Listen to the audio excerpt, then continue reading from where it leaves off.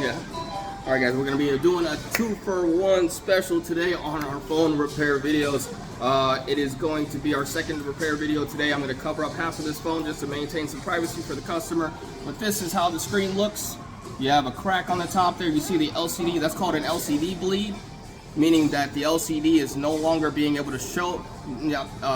Sorry, the OLED is not able to be able to shine the light through the liquid that's that propagates the picture in the LCD, or sorry, LED assembly. Again, if I use LCD, it's just because I've been doing this for 13 years. Historically, up until just a few years ago, all the phones have been LCDs. I'm just used to saying it, but these are actually OLEDs. Small difference in words, big difference in actual component. Anyways, so that's our LCD bleed there. Now, first thing we're going to do is go ahead and attempt to power off the device. We may not be able to if the digitizer is not functional, which it is not. No big deal. We'll just unplug the battery once we get into the device. First thing we're going to do, of course, 2 pentalobe screws on the bottom. Good amount of pressure, slow turn to the left. Good amount of pressure, slow turn to the left on the next one. We go ahead and extract those 2 guys. Now, because this LCD is already damaged, there is no need to be extra careful when extracting it. There is no chance of salvaging this LCD. So we're going to use our flat tool, and we're going to pry underneath. And as you can see, you see these LCD lines I just created by prying underneath there? This is why we don't use a flat tool when extracting an LCD on any model that's a 12 and above. This is almost guaranteed to happen if you do not, use an excessive amount of heat, etc., etc. So we'll just apply a little bit of heat to this. Again, we're not trying to salvage this LCD. This LCD is not recyclable. So it does not really matter if we damage the LCD or not. What we want to make sure we do is maintain the integrity of the rest of the device. So we're going to go ahead and apply pressure here, and you see we created another line of another strip of lines here on the LCD. A lot of this I'm doing just to demonstrate what kind of damage could happen through a flat tool if you're trying to preserve the original LCD. Drive behind you. During your repair. If not, it really isn't that big of a deal. Now, another thing that happens is the LCD does start to separate from the assembly itself. As you can see, the more pressure I apply, the more lines are created.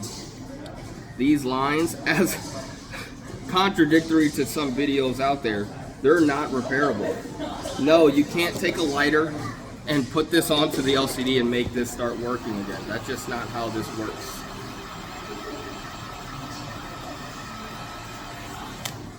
So we apply more heat, make this extraction a little bit easier.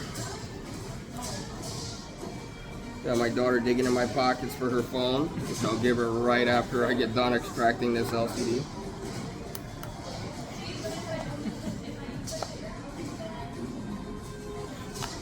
There we are.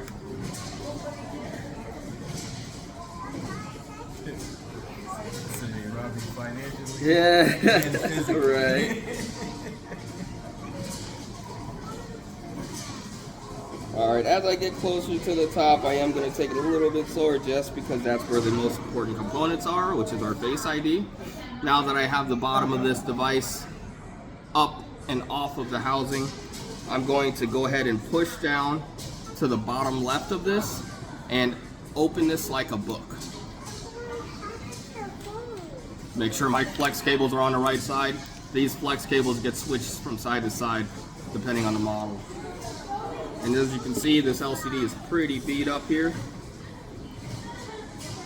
All right. Jeez, here you go. You're welcome. All right, so we got back to our, so this is the inside of this device. If you watched the last repair video, you see this differs from the 12 mini pretty significantly. This one has 1, 2, 3, 4, 5, 6, 7, 8 TriStar screws holding the back plate in. So we're gonna just go top to bottom, left to right. 1, 2, and this is one singular flex connector plate. instead of the traditional 2 flex connector plates that are separated, that separate the Face ID module from the LCD flex connector.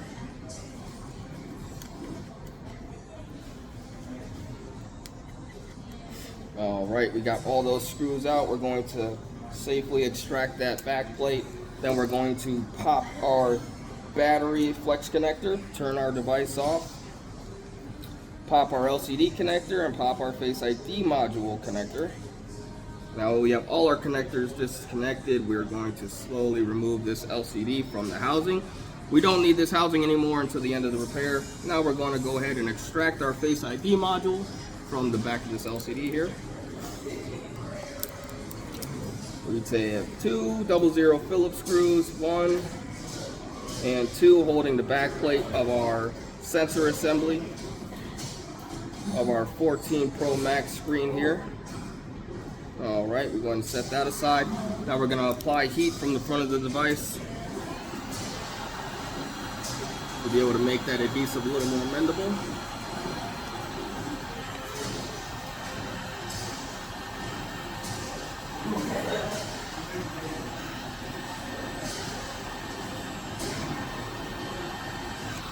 Alright, now we'll be able to slowly peel this off.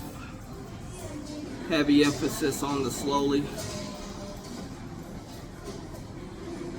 Now these flex cables can get extremely thin. I don't know if you can see those, but they're extremely thin. What you don't want to do is apply too much pressure to this. Don't manhandle it. Dexterity is extremely important. Patience, extremely important in this type of repair. Now what I'm going to do is use my flat tool to loosen this sensor up top here from the holder before I lift up on it.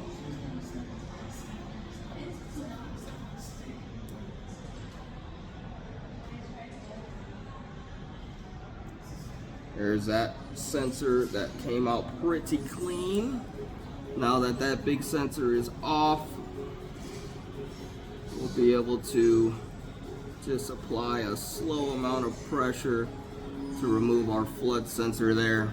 So what these sensors do is they detect the distance and the light that reflects off of whatever it's sensing. So what that does is it maps out your entire face to see different distances from your nose, your lips, your eyes, and then it also identifies different color features of your face and other features of your entire head, basically, to say, hey, yes, this is the person trying to access the phone. Yeah, this is Yoshi or whoever the phone owner is. Yes, I'm gonna let them into the device. That's what this sensor assembly does in combination with your front camera. So it uses both of those modules both of those components to enable your Face ID functionality there. Now we are going with our bronze screen again on this. Extremely good quality for the price. Highly recommended. Very economical way to go about replacing a cracked screen. Are there better versions? Absolutely. Are they significantly more expensive? Yeah, absolutely. So best bang for your buck definitely is our bronze model, in my opinion. All right, so what we're gonna do first is put our sensor assembly back in. We're going to put our flood sensor, then our photo sensor back into the device. Place it in to the little slots. Then we're going to put our back plate on top to secure it down. Take our TriStar driver and screw these guys back in.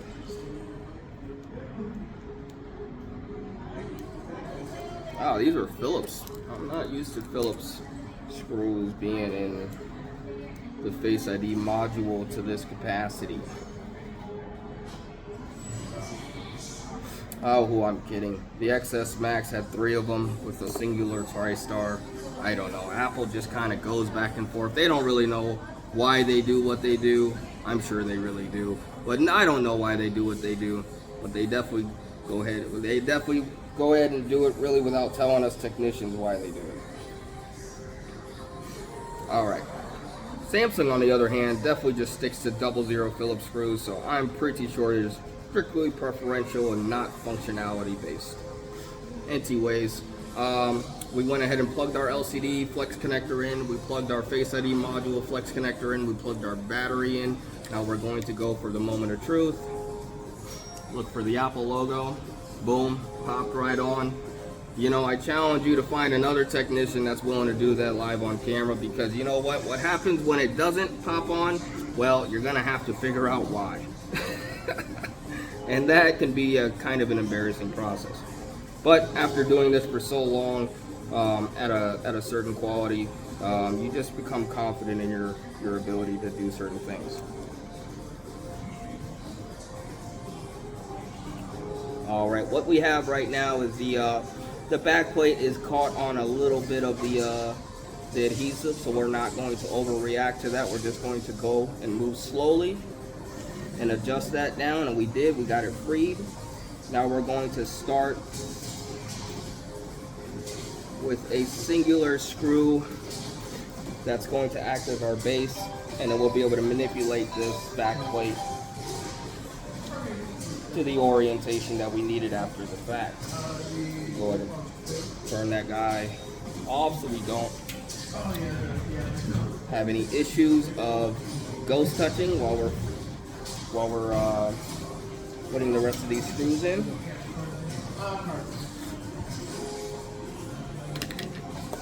All right, remagnetize our screw here. All right, we got our second screw in. Third screw in.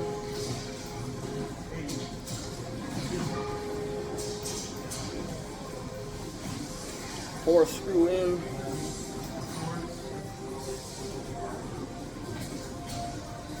Fifth screw in.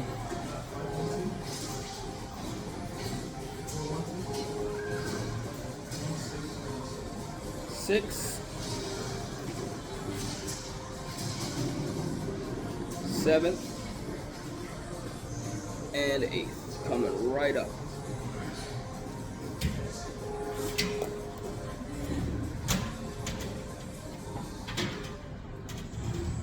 It is always the last screw, guaranteed to give you the most problems, guaranteed. So what I'm doing is I'm using my magnetic pad to orientate this screw so that I can get it to the head of my driver, get it into the screw slot, then engage the actual screw afterwards.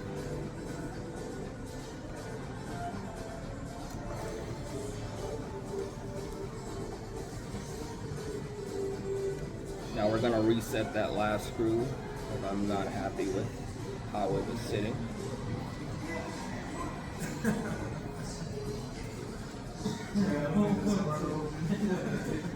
Boom, got it. All right, so we're going to get this on a non-privacy compromising screen there. Boom, there's a screen working. Let's go ahead and pop this guy back into the housing.